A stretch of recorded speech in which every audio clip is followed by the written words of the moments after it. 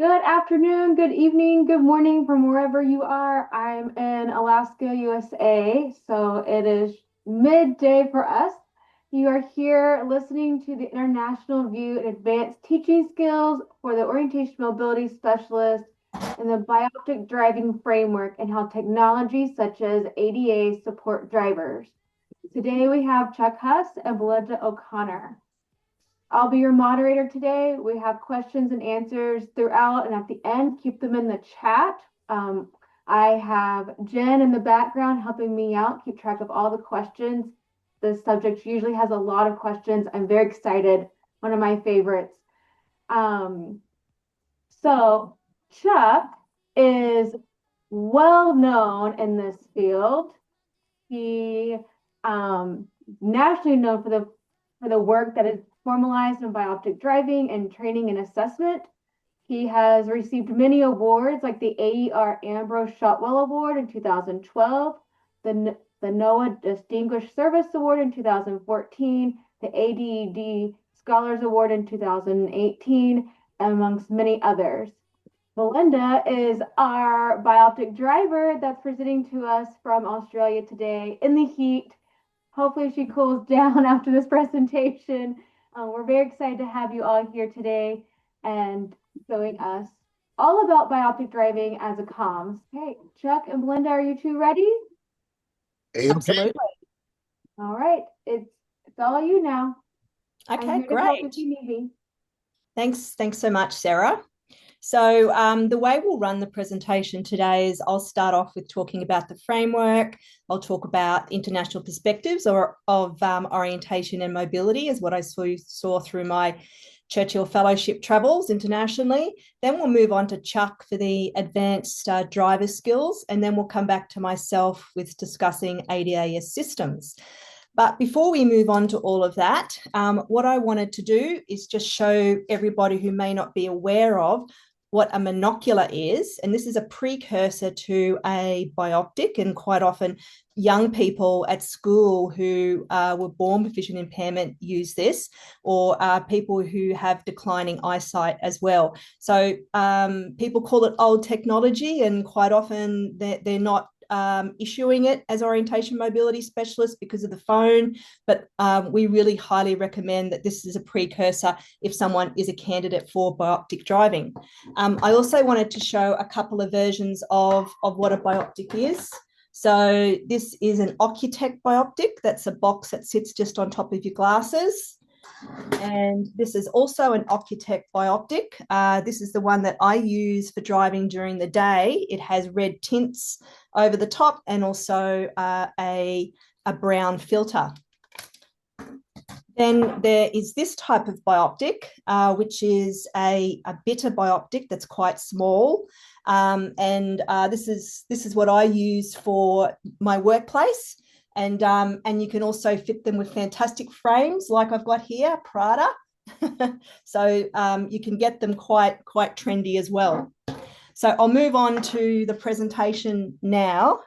And just the second slide. Are you running the slides or I'm running them? You will be running them. We just can't see them quite yet. Okay. So I'll just share then. Yeah. I'll just make sure that they are there. So I think we did this earlier. We did, and then we switched who was sharing. So you just need to do it one more time. Right, okay. Okay, so we'll grab them up here. Okay, so we can all see the slides now? Yes, looks great. Awesome. Okay. So as orientation and mobility specialists, what we do is we are able to adapt our skills to the bioptic driving process in a pre-driver manner. So I'll just run quickly to what the general skill set is for bioptic driving. So essentially what it covers is these four main elements of planning and traveling with routes. It's about strategic use of vision. It's about traffic flows and intersections and use of the monocular and the Bioptic. So with your planning and your travelling skills, you're teaching people things like mental mapping, concept development, time, distance, landmarks, etc. With strategic use of vision, we're looking at eye lead, we're looking at scanning, we're looking at textual gradients and objects and static and dynamic environments. So this is through generally the carrier lens or your general vision that you're using with people with central vision loss eyesight conditions. For the travel and traffic flow, this is really important for the pre-driver, particularly people who are always told that they will never be able to drive. So this is about the analysis of the intersections. It's about understanding the geometry, the traffic flows, and looking at your depth perception, your speed, your colour discrimination. And then there's the use of the bioptic, and this is also taught with the monocular skills as well as an early age. And this is understanding your field of view, the magnification, scanning, spotting, tracking, and tracing, etc. So that's our general skill set that can be applied through to the bioptic as well. So moving on now to the next slide. Hopefully this is working. Yep, there we go. So I am the founder and one of 4 directors of Bioptic Drivers Australia. That's been running for 10 years now. We received a pro bono project from PricewaterhouseCoopers to do a research project in establishing an Australian Bioptic Driving Framework. And on the screen here, what we see, it is an image document, but there is a link in the notes, and hopefully the presentation will be shared after to both this presentation and also a text version. So this shows the 5 stages of a bioptic driving program and what's involved in that. So it essentially involves the assessment process for a candidate by generally a low vision optometrist, the pre-driving skills, which is usually us, the orientation mobility specialists, and sometimes it can be an occupational therapist or someone who has dual qualifications. And then there are the practical driving, which is done by a driving instructor, or I think you guys call them a CDRS or a DRS. We have occupational therapy driving instructors in Australia. Then after that, there's the final assessment stage, and then there is the review stage as well. So these are the common elements of a bioptic driving program across the world. So in 2022, I was awarded a Churchill Fellowship to investigate the success factors and barriers for low vision and bioptic driving in areas that have formalised bioptic driving programs. So that allowed me to travel to the USA, to Canada, specifically Quebec, where they've had programs for a very long time, since the 80s, and also to the Netherlands as well. And you can check out my page as well on the Churchill Fellowship website. There should be links if you click on the photos as well. And I'm also Australia's first bioptic motorcyclist as well. So I'm not going to talk about the USA because most of the people here are from the USA. What I can say is that in terms of bioptic driving programs and also the use of orientation and mobility specialists, it ranges from no import for O&M or pre-driver skills all the way through to very detailed comprehensive programs like Chuck runs in West Virginia and what he has helped to facilitate across the USA, Canada, and other places as well. So if we start with Canada, I went to Quebec, I went to Montreal and Quebec City. They have, for their bioptic driving program, it is constrained by funding. It's funded by the government for these particular candidates. There's only 2 centres of the 14 centres that run this. You can see more detail about the program on my blog that I did for the Churchill Fellows. So I'll only run through just very basic details at the moment. The key aspect of this that I think is actually relevant for us here is the psychological assessment for the key determinants to ensure that someone has the aptitude to be able to use the Bioptic and drive and stay with the whole program. This ensures that they have the family support and all the facilitating functions to be able to do that. And like everywhere else, there is the low vision assessment, there's the O&M classroom, which we'll talk about soon, there's driver simulators, there's commentary driving, there's driving instructor. What they have is a special class of license for the person who is the Bioptic driver. So once they pass the driving instructor, they get an S code license. And then at the very end, they have an assessment done by SAC, who is the driver licensing authority. And what the driver licensing authority has said is that the people who come through the program are the most well-trained and have very high skills in terms of their ability to be able to pass the test.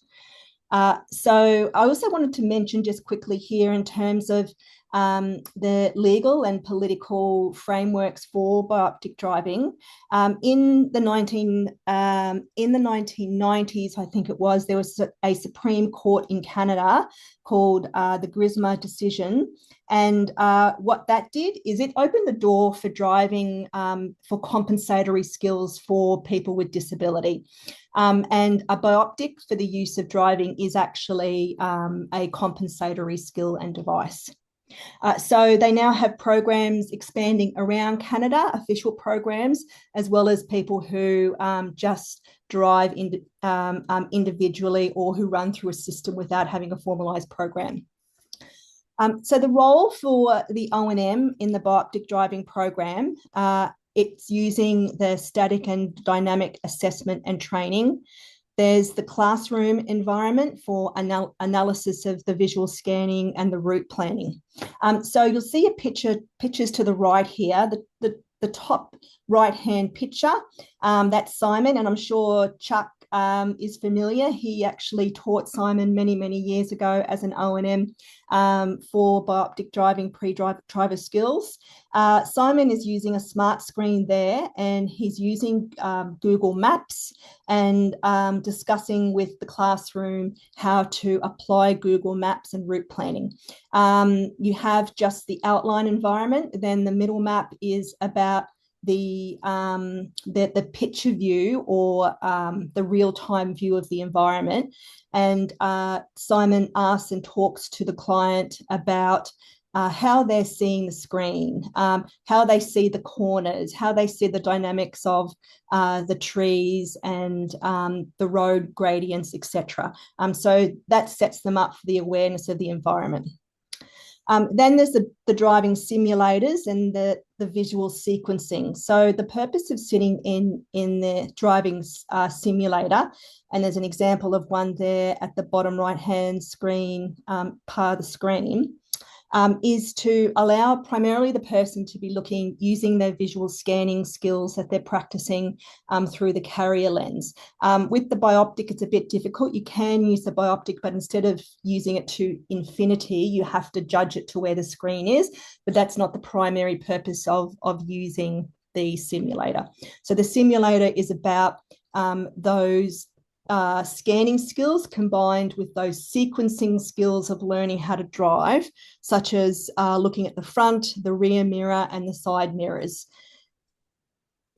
With orientation mobility, as well as the classroom, supporting with the visual scanning with the simulator, there's also supporting in the back seat of the car. So the driving instructor sits in the driver's seat and the Bioptic driver sits in the passenger seat with their Bioptic, and they do commentary driving. So they describe the road environment, and they're also taught and reinforce those skills by the O&M in the back seat. And we've already talked about this before, that they get the S condition with the family and friends. Once the S condition is lifted, then they're able to drive with family and friends. And then after a period of time, they can sit the main test and hopefully get their license. Moving on to the Netherlands, I found this program to be quite fascinating and a good model as well. So in the Netherlands, they had a research project and they did the Bioptic Driving program in consultation with Visio, who is the vision rehabilitation main body in the Netherlands, and CBR, who is the driving licensing authority. In this, what they have is what's called a mobility program. And this is a training that sets the person up for a framework of decisions of mobility options each time the person wants to travel. So at the end point of the decision of what kind of modality you'd like to use for travel, it could be that you decide to drive with the Bioptic.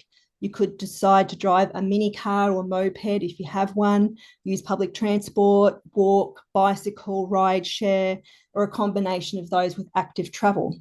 On the right-hand side, there is a picture of a mini car. These generally go only to about 35 kilometres an hour. They have very limited restrictions in terms of medical. It's more about the person ensuring that they have personal responsibility rather than actually putting medical restrictions on people. So it's not a car and it's not a bike, but it's something in between. In the Netherlands, if you get a license through the Netherlands, you're able to use it and drive anywhere in the EU. So that's a universal license. And in the EU medical guidelines, they call it a special optical device. So Visio's currently working with both Belgium and Denmark to establish programs there. And Turkey, they also have bioptics that are prescribed by low vision specialists, the Bitter brand, which is the one that I showed you earlier. And they also have a mini telescope as well.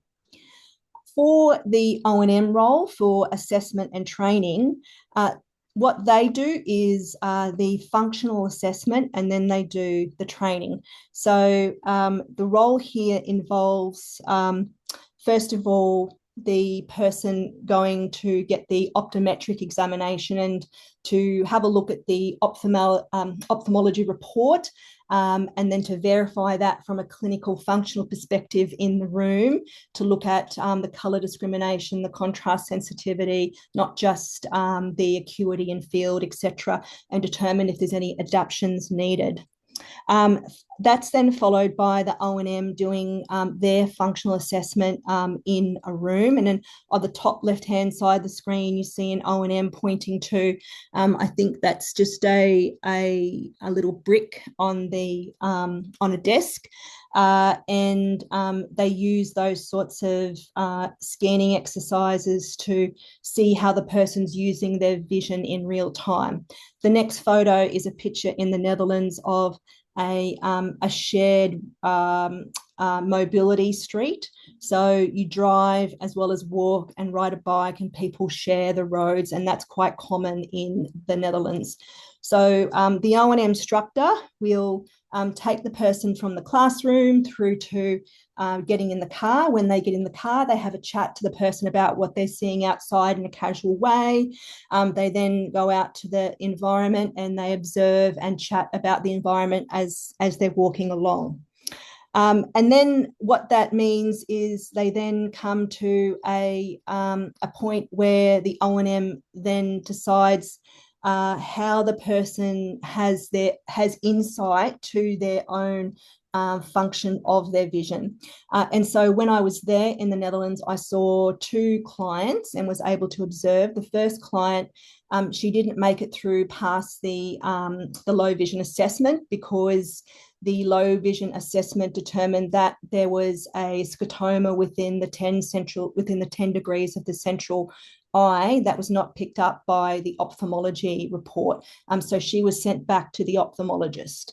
The other gentleman who was going through the program, he went through the O&M assessment, and however, it was determined that his vision was not suitable for bioptic driving either, and more suited for being able to use a cane, because it was actually functionally less than what was seen on the figures. So the O&M, plays a really good role in being able to determine someone's functional vision. When it comes to the training stage, and those top photos on the right there, this is Nadia, who I met whilst I was there, and the video of her on my blog that you can look at. She and the person next to her is an O&M instructor. So she's wearing a bioptic. The O&M instructor is talking to her about what's in the distance, and on the right you can see Nadia wearing her bioptic driving. So the O&M portion has 6 lessons, including classroom, static and dynamic exercises. So they then go out in the community and they also do static dynamic exercises. And then there's also exercises and training as a passenger in car as well. Moving on to Australia. So Australia, we've had bioptic driving here since the 1980s. And not many people know this, but interestingly, Professor Ian Bailey, who used to run the Berkeley Low Vision Clinic at Berkeley University, I think it's now being run by Marlene Chu. He actually developed the LogMAR system whilst he was in Victoria here. He is Victorian, which is used in our assessments for vision acuity. So he is a person who does prescribe bioptics, and also was involved in the very early stages in Australia. We have a few other people in Australia who have been prescribing bioptics for some time, and that's Dr. Alan Johnston in Victoria as well. And Professor Joanne Wood, she did a study in Alabama with Professor Cynthia Osley, and that was about looking at some of the bioptic drivers and saying that the bioptic's suitable for being able to drive. Dr. Sharon Oberstein at UNSW, she also issues bioptics. She's the primary person here at the moment in Australia. She assessed myself, and she's also involved in the development of the orientation and mobility program here in Australia as well. As I said earlier, we established Bioptic Drivers Australia in 2016, and the reason we established it at that time was because there was opposition from certain elements in the community about keeping bioptics in the Assessing Fitness Drive guidelines, which allowed for bioptics since 2012. So we were able to continue with that advocacy, and that's what we continue to do today, is education, training and advocacy. We also have the establishment and early starters of a couple of clusters emerging here in ACT and Queensland, where we have teams, multidisciplinary teams pulling together to be able to support a client from beginning to end. So that's me, a little bit over time, sorry, Chuck. And I'll pass it on to Chuck for his portion of the presentation. I'll see you all soon. Belinda, we have a few questions before Chuck gets started. Sure. As far as Canada, do you know if Quebec is the only area that allows bioptic driving? Earlier in my presentation there, I mentioned that Ontario, Toronto, they've got formalized programs now as well. There are other areas that have bioptic drivers as an individual who go through the system individually, but not as formalized programs. So if you want more information, they're welcome to send me an email. And do you happen to know the acuities or field restrictions that are needed in Canada? So I think it's 110 degrees. Oh, sorry, 120 is generally left to right, 110 vertical, horizontal. But there is information on my blog about that as well. Okay. And I have a personal question. You mentioned a specific brand for your product glasses, but I couldn't catch the brand or the type of bioptic that you were talking about. Yeah, it's called a BITA, BITA. So this is it here. It's very tiny. Has a very tiny field of view. I don't use it for driving because it has a very small field of view, but some people do use it for driving. Yep. The other thing is good to mention is that in the Netherlands, they encourage people to ride bicycles with the Bioptic. I didn't think of that to start off with, but it makes sense because if you're able to use a Bioptic while you're riding a bicycle, then you'll be able to use it while you're driving. Yeah, thanks. I'm a CLVT, so we dispense bioptics quite a bit. So being dual certified, I like to have, I like those. I like those a lot, actually. Thank you. Yeah, I know. They're quite discreet. That's why I use it in the workplace. Yeah. All right, Chuck, Great. you ready? I'm ready. All right. I would like to thank again the Society of Exceptional Educators for allowing Belinda and I to co-present on this timely topic. Next slide, please. The area which I'm going to emphasize now for about the next, let's say 35 to 45 minutes is a step beyond the basic pre-driver readiness skills that are done on foot. We refer to this as advanced pre-driver readiness skills, and I'll be explaining in a few minutes what actually that means. For those of you, now let's go back to the one slide, please. For those of you, next slide. There you go. For those of you that may have minimal, if any, knowledge about bioptic driving, I would strongly encourage you to just jot down my email address. Once again, it's chuck_Huss@hotmail.com. So if there's specific information that you may be a little bit shy to ask in front of everybody or want to have a one-on-one conversation with me, you can either email me or call me on my cell phone. That's 304-767-1497.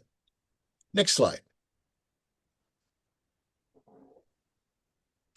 Now then, once a candidate, and Belinda has kind of alluded to this, so I'm not going to cover it specifically word by word, but kind of generalize it. But once a candidate for bioptic driving meets the set visual requirements, and remember, in the United States, this is based on state standards. We don't have a universal standard across the 50 states in the United States. But once a candidate meets the standards of that particular state and or, quote, a province in Canada, and these might include best corrected visual acuity, visual field, improved acuity through the scope, limitations on the strength of the scope, whether or not your state still requires color vision, and even some states may require a stable eye condition. So once they meet those, and there's no major visual perceptual or cognitive concerns, next slide. Okay, and they meet the on-foot pre-driver readiness competencies that Belinda covered in detail. I've just phrased them a little bit differently, so it's real easy to understand. Next slide. Then they're eligible to apply for and enroll in what we refer to here in the United States as formalized bioptic driver training. The types of formalized programs across the United States now, from West Coast to East Coast, and there's at least 30 to 35 states that have formalized programs of instruction. They're usually arranged sequentially or what we call concurrently. By sequentially, we're talking about where one type of instruction is initiated and completed before going to the next. So if your particular state requires classroom, you must start it and complete it before going on to passenger and car, etc.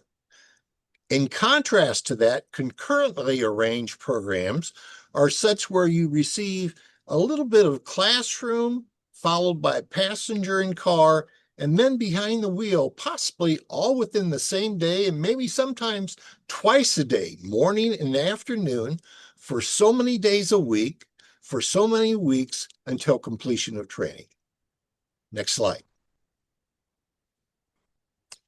The type of instruction, though, that I'm going to cover today involves advanced pre-driver readiness skills that are conducted as an active passenger in car.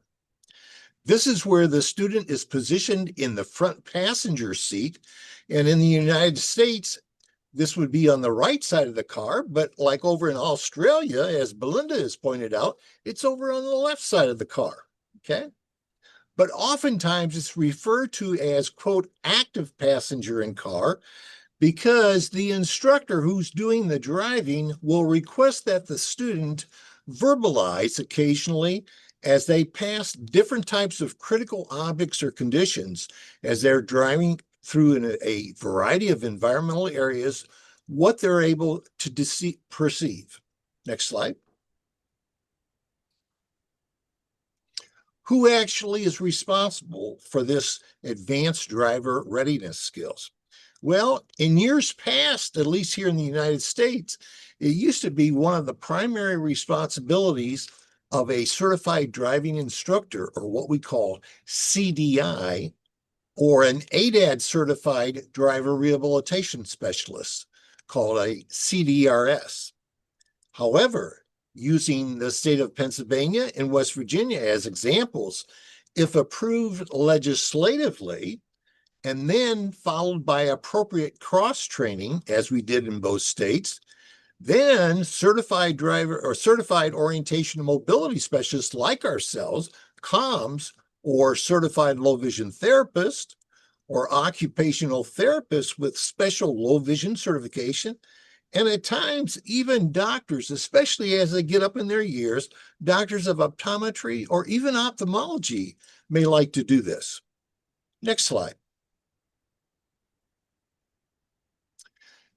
This evening, I'm going to share with you a sampling of the types of advanced pre-driver readiness skills that I've had an opportunity to work with individuals starting at age 15 all the way up to the early 90s as part of our program, our formalized program here in the state of West Virginia. I'm going to choose those at the top, the four top bulleted areas, going from distance viewing skills all the way down to basic bioptic usage skills. But be apprised, a complete formalized program will have access to all of those bulleted areas on this slide, as well as the next slide. So, next slide. And these will include what's also covered by the actual behind the wheel instructor. So you notice the first bulleted area here involves a review and reinforcement of everything that the COM did as a passenger in car with the student. Now with the student behind the wheel, the driver educator on the right side of the car in the United States, they're going to be reinforcing all of these plus all of the bulleted areas down below.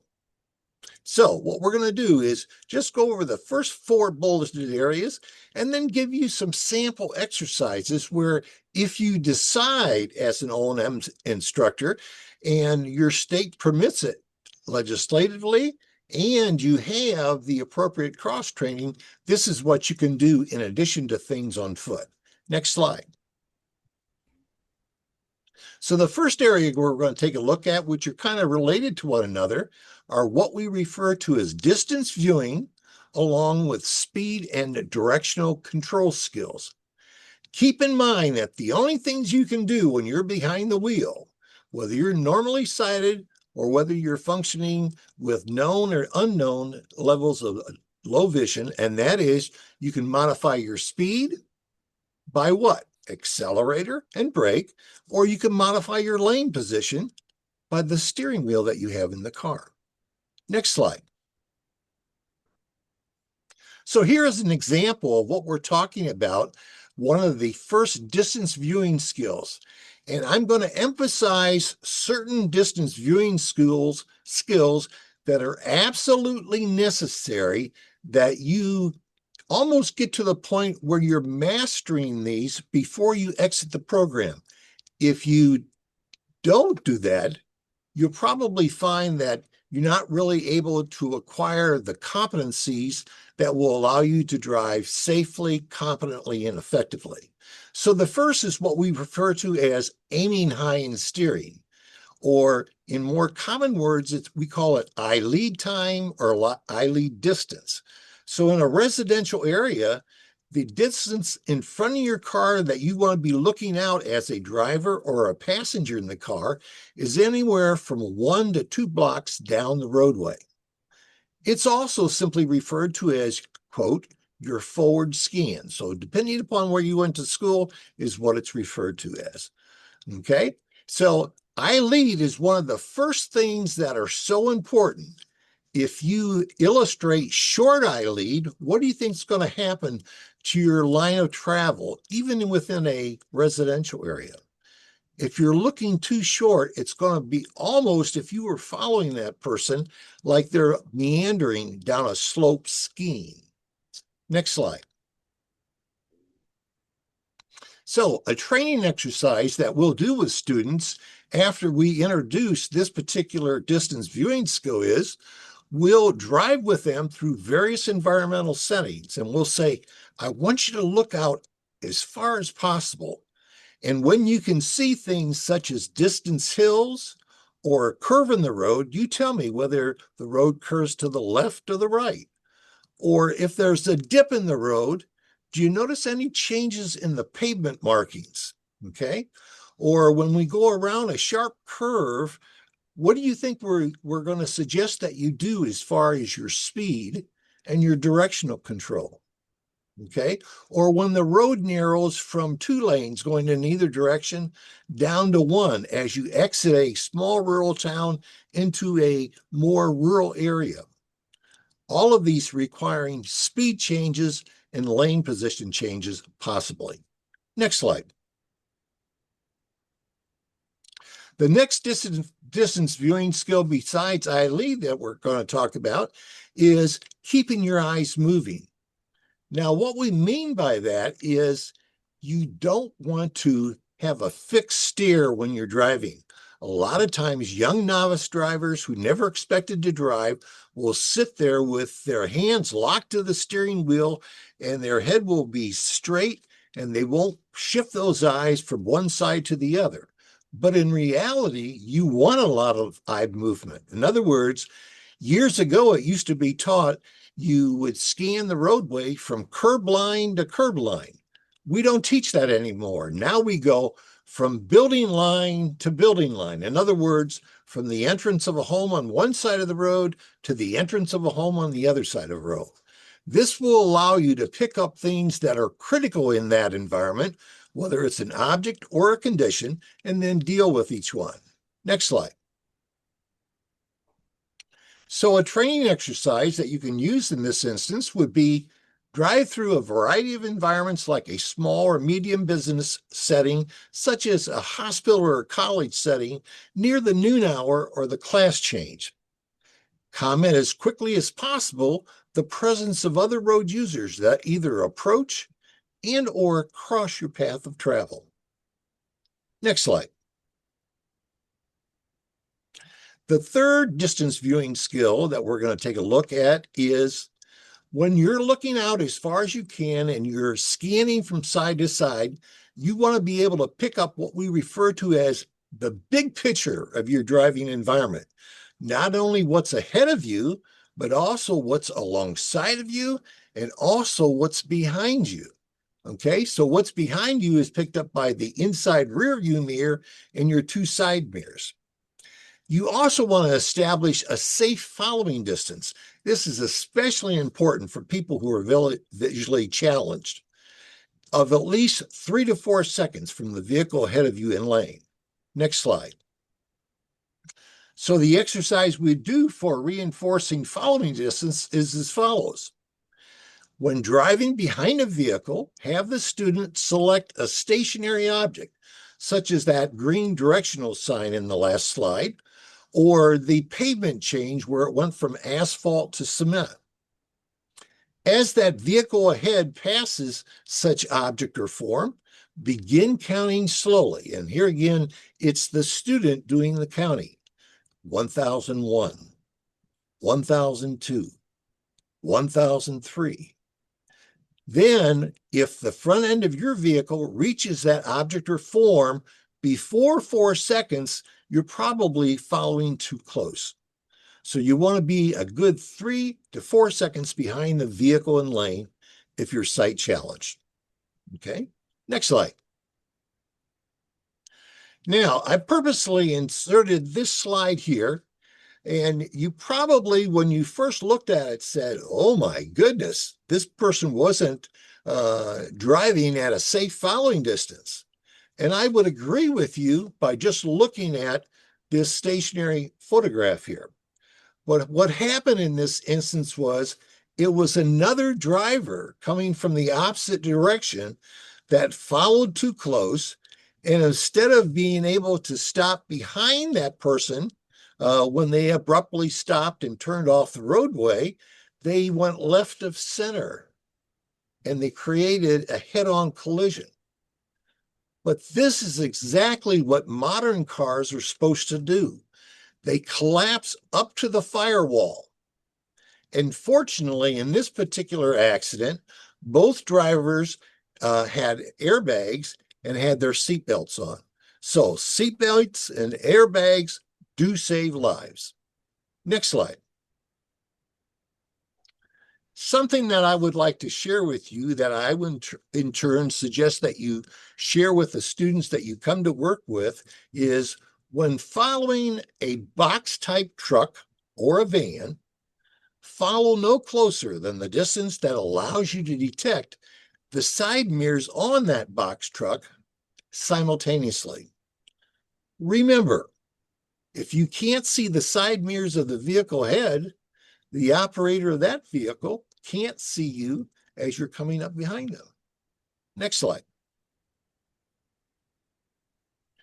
Another distance viewing skill is what we refer to as communicating or being sure that others can see you. So whether you're one of the drivers on this typical small business street going in either direction, or you're in one of the parked vehicles in a diagonal position off to the right, you want to be able to communicate safely with each other. So if you're one of the cars that are backing out behind a large Suburban or a van with tinted windows, what can you use? Well, when you put your car in reverse, what's supposed to come on? Your backlights, okay? You can tap your horn in a positive fashion, or you can use your hazard lights, or even a turn signal if you pull out and you're backing out to the right. One of the important things to remember, though, is especially important with long-size vehicles or large-size vehicles, is that about 60% of that vehicle has to back before that motor vehicle operator can see you coming from either direction. Keep that in mind. Next slide.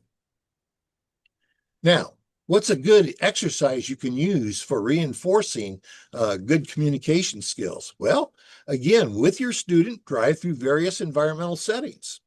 Stress eye lead, eye scanning, but be on the lookout for cross traffic or oncoming traffic that's about to turn. Or be on the lookout for vehicles pulling out from implied stop situations.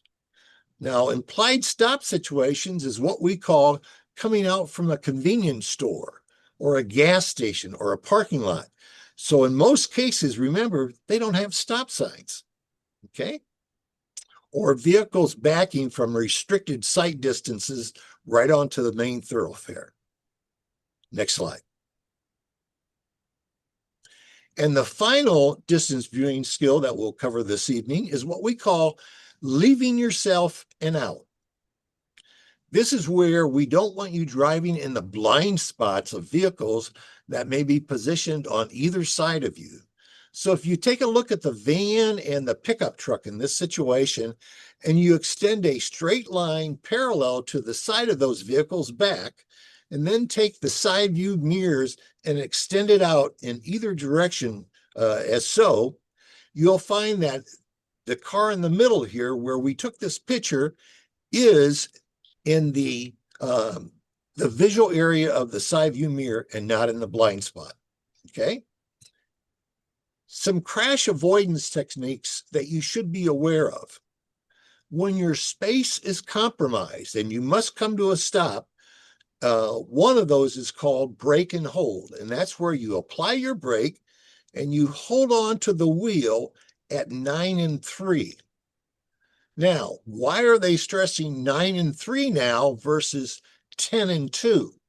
The reason is with airbags will come back and bring your hands like so, and oftentimes either cause facial fractures or fractures of your hands and your upper arm or your lower arms.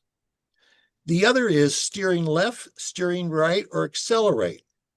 The only time you want to steer left on any type of a roadway is when you're absolutely sure that that lane which you're steering into is open. And the reason is, if it's a two-way street, you're setting yourself up for the worst type of collision, like on the slide that I showed you with the red car, a head-on collision. And usually those are going to be fatal. Next slide. An exercise. And this is one that I really like to use because it makes students pay a lot of attention to other road users, not so much in front of you, but those behind you. And the exercise is as follows. Have the student, again, positioned in the front passenger seat and have them monitoring traffic behind them using their inside rearview mirror. Once the other road user disappears from their rearview mirror, have the students again start counting slowly, 1001, 1002. If that other road user suddenly appears in the peripheral field of view of the student rather quickly, chances are that their speed differential is 5 or more per hour in comparison to the driver education vehicle. In other words, it'll go from out of their field of view through the mirror into their peripheral field of view within a matter of a second or two. Next slide. Now we've showed you so far where to look, how to look, and from what position to look. But the next thing that comes up is, what should we be looking for as we drive? So what should we be teaching students if you begin to teach these individuals as an instructor where you're driving and they're positioned as a passenger in car? These are referred to as critical objects or conditions. Next slide. Driver educators defined a critical object or a condition as any object or condition which causes a driver to adjust their speed or lane position or both to reduce the collision. So remember, there are only two tasks for any driver, what you can do when you're driving. You can adjust your speed up or down, or you can modify your lane position left or right. Next slide. The three types of critical objects that you have to continually be evaluating driving 1 mile after the next are broken down into three categories. The first is roadway characteristics, the second is other road users, and the third is traffic control devices. So at this point, I want everybody in my virtual audience to close your eyes for a second.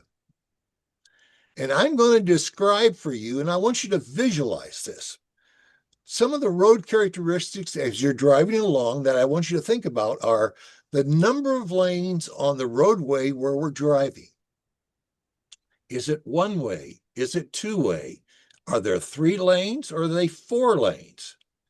Is there a road shoulder or does the road just drop off? Okay. Is there a well-defined curve? What's the shape of an intersection? Is it plus shape, X shape, Y shape, offset, etc.? Are there curves in the roadway? And are they gradual curves or sharp curves? Again, remember, these are all going to influence not only your directional skills, but the speed within your car that you're going. Other road users, anything on 2 feet or 4 feet? Okay, anything on 2 wheels or more wheels. So we've got bicyclists, motorcyclists, trucks, buses, joggers, animals, you name it. And then the traffic control devices, lane markings, the ones that are alongside of us called longitudinal markings, yellow or white, and then the transverse markings, stop lines, crosswalks, okay? The signs, the regulatory white, red, and black signs, okay? The traffic signals, whether they're vertical or horizontal, construction signs being brown, the warning signs being yellow, the directional signs being green, service signs being blue. You've got to learn all of those things before you can teach it. Next slide. These are some of the materials, fortunately, that are available on the market. And these were 3 that we purchased before we began our formalized program after we passed legislation in the state of West Virginia. When we first started off, to give you how long we've been doing this, we had 16 millimeter films. Then we went to film strip cassettes. But when we started our formalized program with the law in West Virginia, we finally had DVDs. So these are 3 that are available through the American Automobile Association. Next slide. This is another manufacturer of audiovisual materials from the Duran Corporation. And prior to the start of our study, I should point out, we already had a program developed in the state of West Virginia. We just expanded upon it when we went full-time in bioptic driver training. So just through this one manufacturer alone, we have 44 different DVDs that go from distance viewing skills all the way up to high-speed driving on interstates, large metropolitan type driving, etc. Next slide. So here's a typical exercise that you may want to do with students as far as critical objects. Again, drive through various environmental settings. Stress your eye lead, your eye scanning, yet your following distance so you can see to either side. Have them detect what we call potential collision traps. So what are the characteristics of a trap? Well, that's when you have 2 or more critical objects present, and your path of travel between those critical objects becomes threatened. And then the third characteristic is, unfortunately, the trap becomes sprung. And by sprung, we're talking about, it could be an oncoming car that goes left to center, or it could be the car that's parked alongside of the road, someone opens a car door, or someone pops out in front of that car jaywalking across the street. Next slide. Now let's see what attracts your attention in this photo. Okay, my suggestion would be start big and then go small. So I've listed a number of critical objects or conditions at the bottom here, and I want you just to continually viewing the slide, and I'll discuss these with you. Some of the largest things that you have here is an overpass, or what we call train trestle. Now, for the person who's unfamiliar with the area, you may just think it's just an overpass roadway, but it's actually a railroad track. And then the cement pillars that support that trestle. Or how about the dip in the road that occurs right about the time that a car goes underneath the train trestle? And then the narrowing of the road, okay, as the car goes underneath the trestle because of the big pillars, okay? And then how about the regulatory signs that are on the side that says no tractor trailers beyond this point? Or the next slide, go to it. Okay, as you get closer, the regulatory signs that says yield, alternate with approaching traffic. Were you aware that when the road narrows, pavement markings oftentimes will no longer be present? Because that tells you you don't have enough space to either side of the pavement marking for at least 2 vehicles.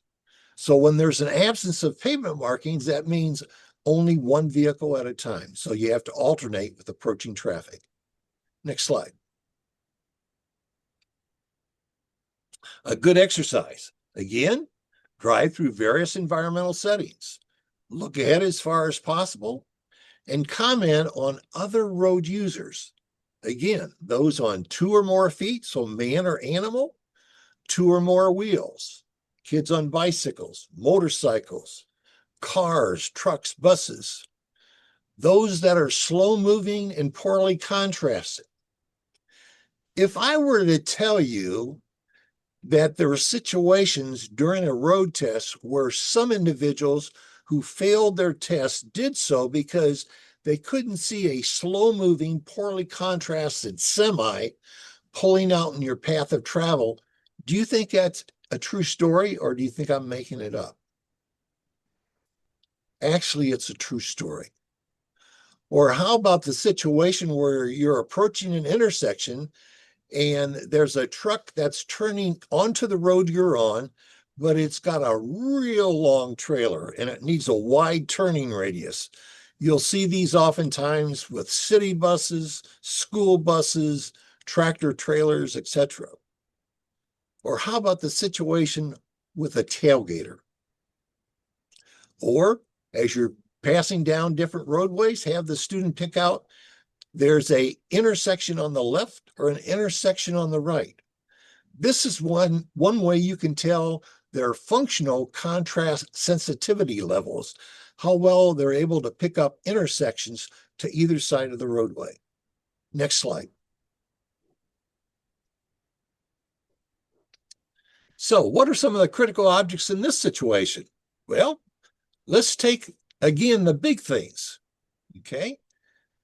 We've got a hill. We've got pavement markings. We've got a well-defined curb on one side of the road and a well-paved shoulder on the right. We've got 2 oncoming cars, and the second car oncoming is tailgating.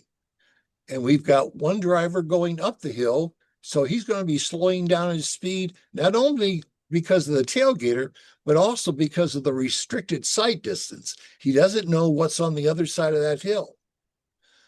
But ironically, when we shot this picture, the first car coming down off the hill was going to turn right into this laundromat. So the guy behind couldn't steer right. He would almost make a rear end collision at this point. And if he tried to steer left, he could do so, but this car would have to go off to the right. So these are the sort of things you teach your student, and you can do so under control conditions in what we call active passenger and car skills. Okay, next slide. Here again, this is the example of the long bedded truck. Next slide. I've purposely included this slide because the reason is there's a good number of low vision drivers, if not all, and even for normally sighted drivers that at one time or another, everybody's going to experience what we call good contrast sensitivity driving conditions, as well as those poor, whether it's due to the weather, and we've had some bad weather here in the United States lately, okay, or whether it's the angle of the sun or the reflection of the angle of the sun off of different types of either aluminum on a car or steel or their glass windshield, etc. But it also brought home to me something that actually happened to me many, many years ago. In fact, 70 years ago, when I was 4 years of age, I was that little girl stepping out in front of the car on the right side. It was Easter Sunday. And unfortunately, a driver coming down the roadway was caught off guard. And I inadvertently, as a 4-year-old, stepped out into their path of travel. And I was hit. I spent about 10 days in the hospital. But what I didn't realize for the next 14 years of my life is the impact that that accident had on that driver. That driver was a school teacher with kids of her own, but religiously, every day on my birthday, she called my parents to determine if I was all right. My parents never told me what this lady did, and she asked that they not.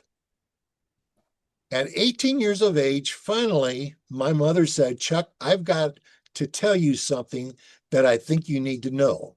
And she shared with me the lady's name that I had forgotten. Of course, again, I was only 4 years of age. But I said, Mom, please tell Mrs. So-and-so that I apologize. Again, I was a 4-year-old. I didn't intend to do that to her. But now I realize the importance of looking either way when I cross the street. And that's something that I've emphasized not only to my children, but to my grandchildren.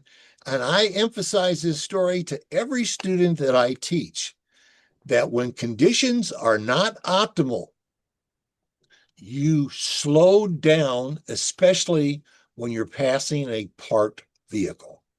Next slide. Now we're into the final area of my presentation, and that's going to deal with basic bioptic usage skills. Next slide. I'm often asked, Chuck, how do you go about teaching the integration of bioptic lens systems into the driving task? Well, up till now, we've shared with you the skills that we use 90 to 97% of the time. Eye lead, eye scanning, following distance, communication, leaving yourself an out, knowing what to look for, okay? But now we're going to show you that remaining 2 to 3% of the time, how the use of this miniature telescope and on one particular technique that you can use that could potentially, even if it's only one time during the driving task, each time you go out, can save either your life or someone else's life. Next slide. A technique that I've used with adults for more than 40 years and that we've used in the state of Texas for their annual In the Driver's Seat Introduction to Low Vision Driving workshops with Texas teens and their parents are the following. One of the things that I was assigned to do when I participated as a member, a multidisciplinary member of this work team out in Austin, Texas, was that I would be responsible for screening individuals and setting them up with mock-up telescopic lens systems. These were on loan from Occutech, Designs for Vision, in Conforma. So this particular slide sees you how I'm showing a young lady how to manually adjust a Occutech visual enhancing system. And then we have different systems down below. We have a over on the far left, a Designs for Vision 2x wide angle. And then we have a Occutech sight scope, the next slide over by the young lady with the blonde hair. And then as Belinda mentioned, she called it beta. We call it BITA here in the United States, but it's the miniature telescopic lens system. And then one of the reasons why kids like it is because it's got good cosmetics to it, okay? A lot of times people thought it would make a good telescope used for driving, but the reason that the wider diameter scopes turn out excellent is because that particular telescope is positioned closer to the eye. So the magnified field of view is almost comparable to the other units. And then the last one is what we call an Occutech Mini. It's a clip-on monocular magnifier to that young lady's lens. Next slide. Again, we want to start off with doing this exercise on foot in an empty parking lot, preferably. And we start off either at 5 yards or at 10 yards. If you're a shorter in stature student, you'll be assigned to the front row, arm's length apart. If you're a taller student, you'd be assigned the row behind them about 3 to 4 feet behind. Okay. Again, arm's length apart. You want to set up this lesson, mobility instructors and CLVTs, so that the sun angle to the students is either behind or to their side. So you notice the shadows that we have here. Next slide. You're going to have the students looking at preferably multiple cars. I've got 2 that are parked in the direction the students are facing and 2 that are facing towards them to mock or to mimic a 4-lane, 2-way roadway. Next slide. A sheet that I've put together, and the mock-up systems that we have from the 3 major manufacturers are going to be 2X, 3X, and 4X. Those have a mild visual acuity loss will use the 2X. Those who have a moderate will use this 3X. And those who are as low as 20/200 will be fitted with a 4X telescope. But I will have these functional vision sheets made out all the way down to 100 yards. This is something, one of the reasons why I had you mark down my email address. All of these, along with the complete directions to the on-foot article, are available free of charge through me, along with the pre-driver readiness, both basic and advanced skills that we put together for the workshops. So for instance, let's say that we had a student who is 20/70 and we're at 10 yards. I would say something like, we are at 10 yards from the parked cars. 10 yards equals 30 linear feet. And we use the word the approximate length of a UPS, United Partial Service truck. But when you dip down into the telescopic portion of your 2X bioptic lens system, I will appear to be a mere 5 yards away or 15 feet. So one of the things you'll find out when you use telescopes is you have a nearness illusion when you go from carrier lens vision down into the telescope. Okay, so things will look closer. Next slide. As the instructor sets up so many increments to move back from the parked cars, we'll start at 10. And in this parking lot, we were able to go all the way back to 80. Okay. But when we're practicing, the only technique that I recommend for bioptic drivers is a basic, what we call vertical or eye technique with the telescope. And I encourage them to go from carrier lens down into the telescope 5 times slowly. As the distance becomes greater between student and parked cars, then we will emphasize certain other characteristics unique to all distance telescopic devices. Next slide. For example, when you dip down into the telescope, you'll experience what we call a restricted field of view. The stronger the telescope, usually the smaller field of view. You will also experience the nearness illusion. So the greater the power of the telescope, the closer the object will appear to you.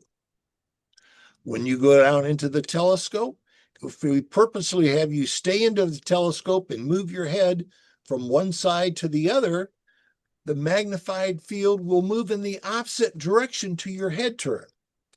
This is one of the reasons we do this, to advise a student not to use this during driving, okay? Because everything moves in the opposite direction and they'll get a false perception of what's present out there. The next would be the maintenance of a peripheral reference point. And we'll share with you in a couple of slides what we mean by vertex distance. In other words, there's linear space between the front of your eye and the back of the telescope, and that allows you to follow whether that be an animal or a person or a car coming across your horizontal field of view. And then the last one last one we like to get in is what we call the jack-in-the-box effect. And that's where I'll have students continually look down into the telescope, looking at the back of the car, and I'll have one or two staff come in from either side and walk very slowly at about 15 to 20 yards in front of the students. And especially those students with 3X or 4X, they'll find this object suddenly in front of them, and it kind of mimics what we call hard braking. And this is one of the reasons we teach the students, when you experience that, quote, jack in the box, get out of your telescope immediately, okay? And try to resolve the situation by, you may have to abruptly break your speed or modify your lane position accordingly. Next slide. So the vertical spotting technique during carrier lens vision, which amounts for about 97% of the viewing time, the user simply tilts their head back and they look right below the telescope, right here, okay? The upper limit of the pupil is aligned with the bottom of the telescope to give you ample eye lead in scanning from side to side. This position offers optimal time for eye lead and eye scanning. Next slide. Whereas to engage in telescopic viewing, they simply bring their head down, okay? And you switch from carrier lens to telescopic lens, but you only use it on straight stretches of roadway, and only when there's ample sight distance, and only in the absence of other objects or forms in your surrounding space cushion. So if you have a vehicle on either side of you, or a car tailgating you, or you're tailgating someone else, you should never be using the telescope. The amount of time you spend down into the scope should be 1 to 2 seconds or less. Vertex distance is simply that distance from the center of your cornea to the center of the ocular lens end of the telescope. And that allows you to maintain peripheral awareness as you're driving. Next slide. Okay, so once the competencies at the workshop using the bioptic lens systems are in place, then we can go to passenger in car type of lessons to reinforce, again, distance viewing, critical optics, and basic bioptic usage. Next slide. Here's a bird's eye view of the route that we use at the Texas School for the Blind. So we go west on 45th, north on Burnett, east on 49th, south on Sunshine, south on North LaBar, back to the facility, and then we switch places, passenger and car and van, etc. Next slide. Hey Chuck, this is Sarah. I just want to give you a time update. We have about 15 minutes left. Very good. All right, we're almost finished here. Okay, these are just the directions that I give parents who have driven to the workshop of the route that we're going around. Next slide. All right, so we have the individuals go around the route 4 or 5 times, 5 or 6 times, and then meet back to discuss their experience. Next slide. So back in West Virginia, when you begin reinforcing things after the on-foot exercise, start with big and then go to small. For instance, a lane or 2 of traffic, then a blue directional sign, or the back of a box truck. Next slide. Or to overhead directional type signs. Next slide. And then smaller when you're first in line for traffic lights. All right, for traffic lights, regulatory speed limit signs. Next slide. Then in a residential area, stop signs, those that you're facing or those that you face the back of the sign on the diagonal corner. Next slide. Okay, or in a utility type of situation where you're picking up a flagger, and then once you become stopped, picking up oncoming cars in the lane of traffic that's open. Next slide. or the turn arrow lights, especially when the traffic signals are positioned either in the middle of a multi-lane crossroad or on the far side of an intersection. Next slide. Okay. And remember, you only want to use that telescope when you're at an appropriate sight distance, not when you're tailgating, but when that vehicle is further down the roadway. Next slide.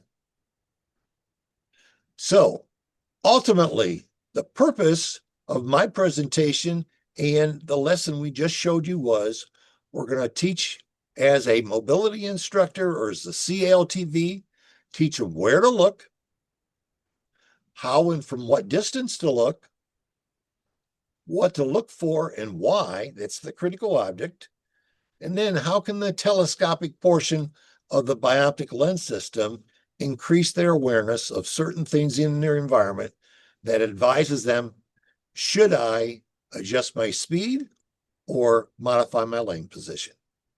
And I'll take it back to Belinda. Awesome. Thank you so much, Chuck. I really enjoy watching your presentations. So informative. So I'll just quickly run through ADAS systems. Hopefully I'll be able to share this very, very quickly and it will work. So can everybody see that there's a presentation up? Yes. Excellent. I'll just start it from the beginning again.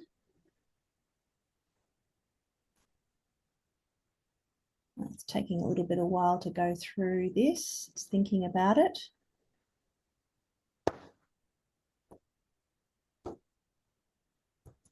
Yeah. Oh, there we go. Excellent. I'll try that again. Excellent. All right, so we'll just move through to, wasn't supposed to happen. The last slide, sorry, it's just clicking on a link there instead of going through. So the last slide is we'll be talking about, just very briefly, and then we'll move on to a video of advanced driver assist systems, the use of low vision and the bioptic. So a researcher by the name of Dr. Jing Xu at the Envision Institute, I think she's now at Harvard, did a clinical report on the experience of somebody in Texas who is a legally blind driver who purchased a Tesla during COVID, had the Tesla delivered to them, learnt how to use the Tesla and the ADAS systems during that time.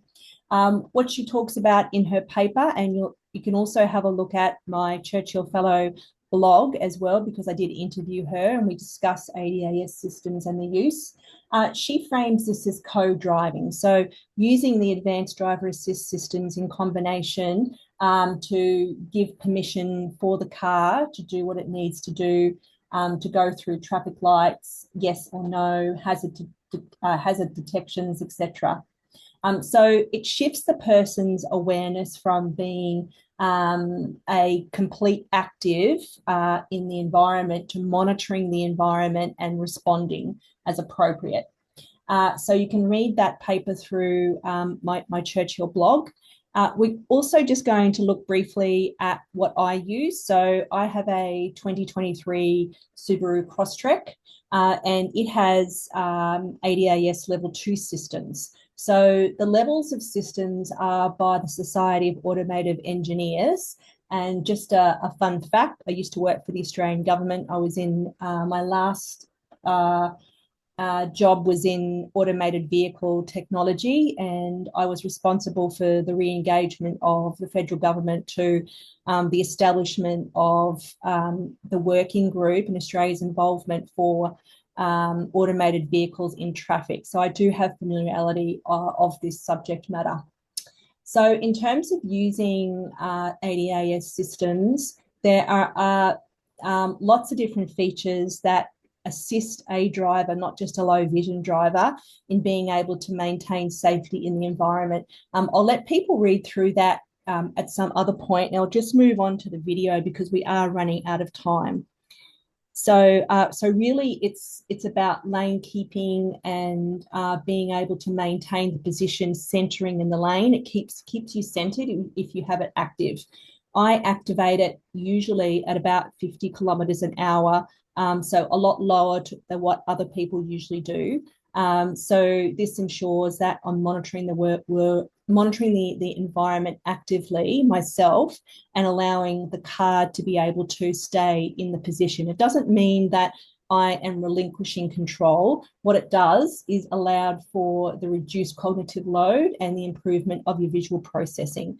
So these are things that are talked about in the driver manual and with the ADAS systems.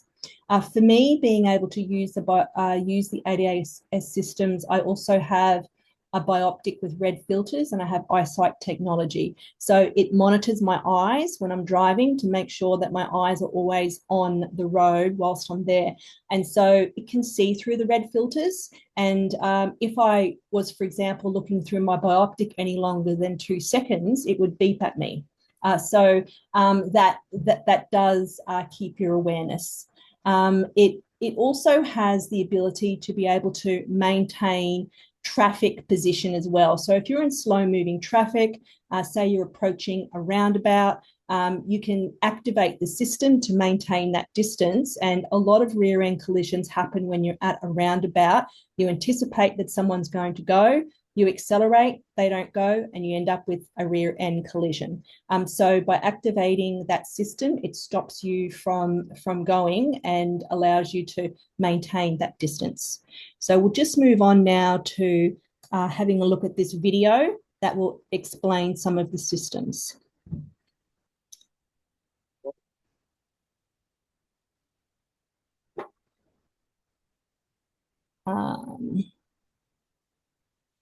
So can everybody see that now? See the video screen? It's trying. Oh, it's trying. There should be a picture of the logo of Bioptic Drivers Australia and then words to the right. Yes, but we see a little off center. So if you scoot it more to the left, I think we'll be able to see it. The what, sorry? Scoot it to the left. It's not full screen right now. Oh, it's full screen for me. It's not full screen. Right, okay. I'll just make sure it's on. It's on the correct video that you would like. You just need to click full screen and push play. Okay.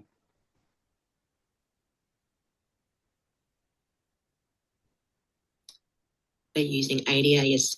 Oops. So full screen. All right, full screen now? No, but that is okay. Okay, yeah, I'm sorry. It's full screen on my screen. We'll just let's see whether this changes it.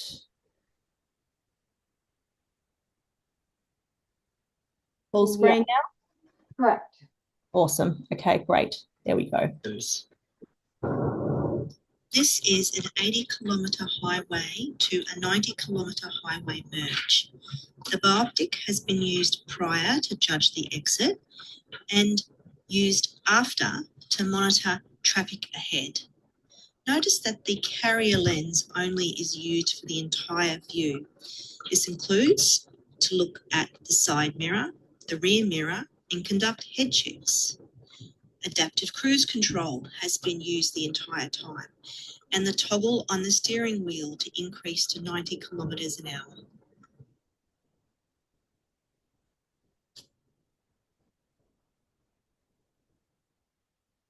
Using the carrier lens whilst you are approaching the roundabout and also activating the active cruise control, the car will stop because the car in front has stopped.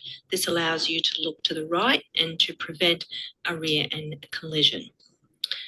You then proceed through the roundabout, and after you've exited the roundabout, you use your Bioptic to look ahead. This is a busy Sydney street where the driver using their bioptic is monitoring the environment ahead and seeing the cyclist. They then use their carrier lens to allow the cyclist to go on their way safely.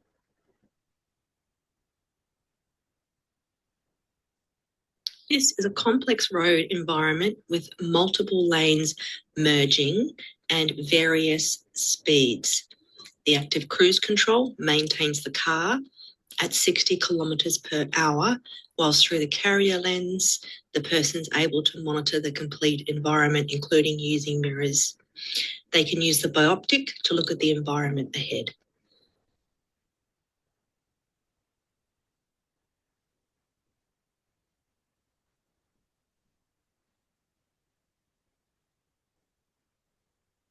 Looking at the sign through the bioptic, the novice or distracted driver might veer, but with the active cruise control, they stay straight. Thanks for sharing that, Belinda. We're out of time for presentation. We do have several questions that we're going to try to get through the next 3 minutes. Is that okay with you and Chuck? That is fine. Of course. Yeah. Okay. The first question that I have is, how does a COMS or CLVT work towards certification to teach bioptic driving? Okay. Chuck, that's for Okay, you. you can do it two ways.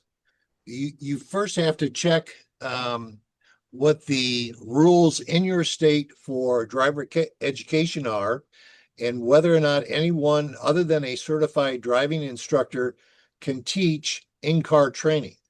If not, you can have a piece of legislation passed, as the state of Pennsylvania did. Followed up, we in-service trained 60 professionals, including 10 doctors and 50 OTs, CDIs, CDRSs, O&Ms, TVIs. So that's how you do it. Wow, nice. Thank you. I'll just add quickly, what I observed in Canada and the Netherlands is that they used driving instructors as the driving instructor in the front. The person who is the bioptic driver sits in the passenger seat, and the O&M sits in the back. So it was a different model, and so they didn't require a certification to be a driving instructor for that particular model. So in Australia, and just like everywhere else, if you are a driving instructor, you do require certification to become a driving instructor. Yep. Thanks for sharing that. So this is the two-person question here. So for Chuck, as an instructor, do you advocate for signage or bumper stickers, like as a student driver or visually impaired new driver? And if so, Belinda, how would that make you feel if you had that on your vehicles? I personally would not. Okay. I agree. Sorry. When we take individuals after completion of training, we put them through a driver's test several times. It's standardized, several times more challenging than a normally sighted driver. And if DMV is willing to license them, we don't feel a need to identify them per se. There can be all kind of problems that arise from that. Some states do require that. Okay. Some states require a certain thing on their license plate, but I personally have my biases against it. But again, if properly screened, trained, and tested, okay, I will stick to my guns on that. Well, we're going to end on that positive note. We have several other questions, but we are unfortunately out of time. We appreciate you taking additional time in your presentation today, all the information, Linda, sharing your experience. I personally really liked the last video you shared of you driving for us to see it in action. Thank you, thank you, thank you. Thank you kindly. Thank you again, Chuck and Belinda. Have a great day. I hope you cool off and have a good summer for you in Australia while Chuck and the rest of us in the US have winter. Thank you so much.